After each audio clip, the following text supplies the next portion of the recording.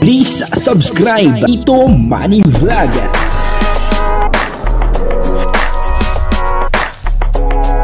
Payagan po si Tito Manny Vlog na mag-reactor para pambiling gamot sa kanya pong karamdaman. Wala man siyang records ng ng awayan. Yun po, si Joy Diwata ay talagang sumagot na. At umamin na rin. Papanoorin po natin yung video at bibigyan po natin ng konting reaction. Pero bago po yan, ako muna po bumabati sa inyong lahat ng magandang umaga, magandang tanghali at magandang gabi sa inyong lahat mga kapatid. Saan man kayo ng panig ng mundo naroroon ngayon, ay mag-iingat kayo palagi at pagpalain kayo ng ating Panginoon. Maraming salamat din po sa patuloy na tumatangkilik sa aking YouTube channel at nanonood sa aking video reaction. Patuloy lang po natin suportahan sila Kuya Val Santos Matubang, Kalingap Rab, Ate Edna Vlog, at Jack Tapia, ganoon din po si Kalingap Dan, at syempre yung mga kasamahan po natin sa Karepa, at yung mga charity vlogger na Kalingap Partner. Pakisuportahan naman po sila. Yan naman po ay kung gusto nyo lang.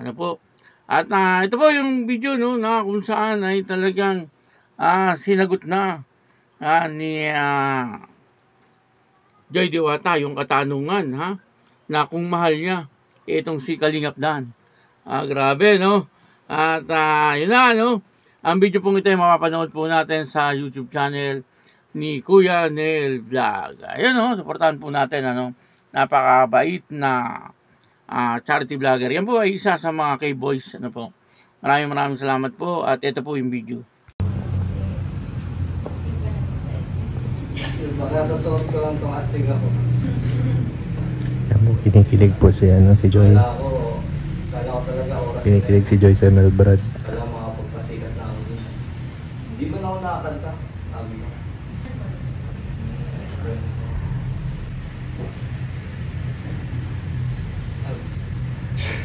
Sige lang. Ha? Sige lang.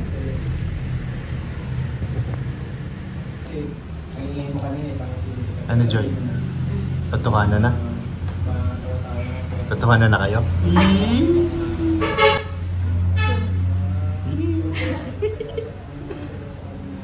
Totohanan na daw sila guys. Oo. 18 pa lang ako. Biro ako, niwala ako alam ko edad mo. 18 pa lang po ako. Wen, nasa video ka Akala ko 19. Pa 19 yan. Hindi, 19 na yan. Paniwala kayo kay Joy. Pa 19 na po ako ngayong March. Oy! 20 ka na. Di ba nag-birthday pa nga po ako sa Kalingap. 19 ka nun. 19 ka nun. 19 yung kuya. 19 yan. Pero 1 year yan. 20 lang pala. Kaedad ko lang pala to. Ako yung kuya ka sa akin. Joy, kaano pa totoong nag-double date kayo kagabi? 99%. Joy! Mahal mo na? Yung po napanood po natin yung video at nakakatawa naman po itong si Joy habang nakatayo ay tumatawa-tawa siya na para bang kinikilig-kilig habang nanonood po doon kay J. Brad at saka kay Melka. Supportan po natin yung love team ni Melka at saka ni J. Brad. Parang ito po ay part 2. At supportahan po natin. At ito na nga po, dito po ay nakita po natin si Joy na nakatayo habang tumatawa-tawa na para bang kinikilig-kilig. At tinanong po siya ni Kuya Nel Vlog, sabi po niya ay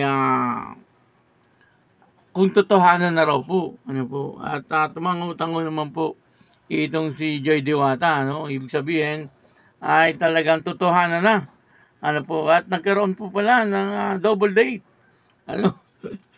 ito pong si Joy Diwata, sabihin ay nakipag-date, Kalingap Dan, hindi lang po natin alam kung sino po yung kasama doon sa kadate, double date daw po At yun nakakatawa po, kung yan po ay talagang totoo, na totohanan na, ay talagang marami po ang matutuwa. Kahit po ako, talagang tuwan-tuwa po ako. Ay, siyempre, naman po ang hinahangad nating lahat. Na si Joy Diwata at saka si Kalingap Dan ay magkaroon ng totoong relasyon. Yung relasyon talaga na silang dalawa na. Kumbaga, hindi po sa teleserye. Yung po sa tunay na buhay. Kasi nakakatuwa po kasi.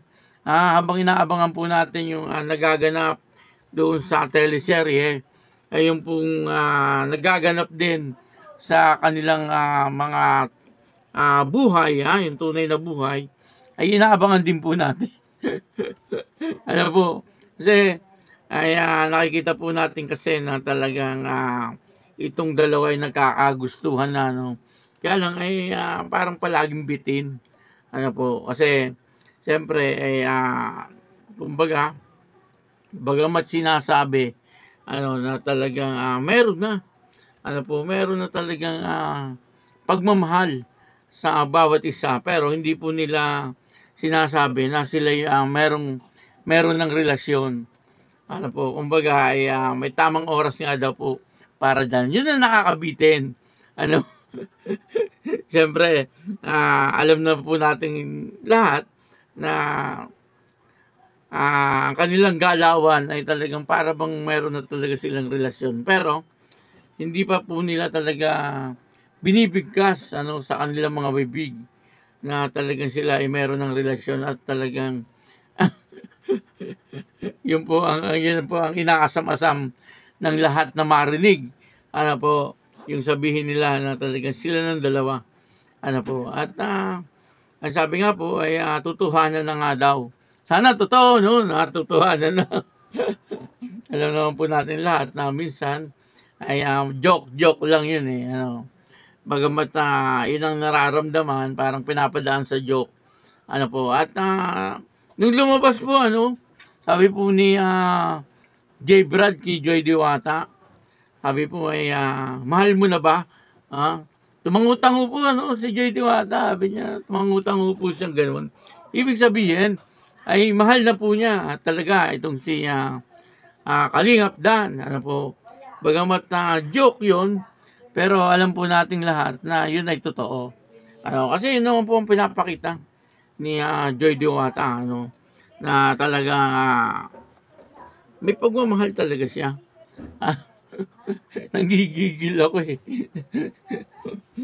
Pag sinasabi kong may pagmamahal, medyo nanggigigil ako Kasi siyempre, kahit po tayo, ay talagang gusto po natin malaman ay yung magkaroon na talaga ng magandang relasyon itong dalawang ito.